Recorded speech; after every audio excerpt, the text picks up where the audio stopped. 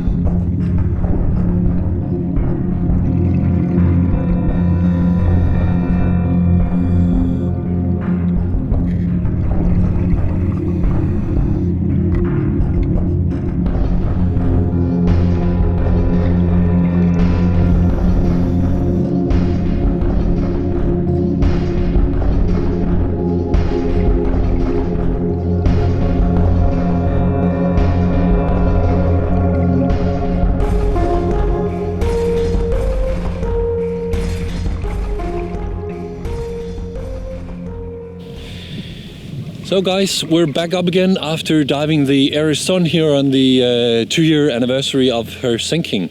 It was a great dive. It was about 73 minutes or so. We had lots of good video done. Particularly I was surprised about all the silt that has come in, and even on the higher decks were covered with dirt. You could put your finger 10-20 centimeters down in the dirt until the deck, you could reach the deck. So it's really been silted and filled with dirt on even the upper levels.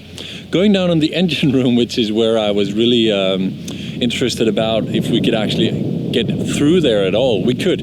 I took Thomas and Jan on this dive. Thomas is doing the other, is the second camera guy, and Jan was the commercial diver and dive shop owner. And he, in fact, he just mounted a couple of cameras. I'm sure you saw that on the video. He's just changed the angle of them a little bit, so you guys can sit back home and actually be watching the online footage of Ærøsund. It's not public yet, but it will be eventually. It's the university that's doing this project, so they're going to release a website later. Anyway, back to the engine room. Jan was going forward in front of me, and just by doing 1 or 2 strokes with his fin, completely ruined the visibility, and his bubbles that came up hit the floor, and rust flakes just started falling down. It was like raining in rust flakes. A little bit. I'm just thinking if I was on a different rig with different conditions, not as perfect as out here, that's stuff that would really concern me. I would get out if I was inside a rig like that. But I would imagine that it doesn't take a long time, year, maybe more, before we should actually not get into the engine room anymore. We managed to get all the way in, and the dirt was really covering most of the areas. Also, the stairs going up had been worn down a lot more since just last year. It was a lot more rusty on the areas that wasn't covered by mussels or clams. You could really see the rust had been eating into all the bolts that were sitting in the hull somewhere or around there. She's still a lovely dive, and we managed to actually cover her completely in those 70 minutes. So I can still say you should definitely go and try and dive it, and it will still be here for many years to come.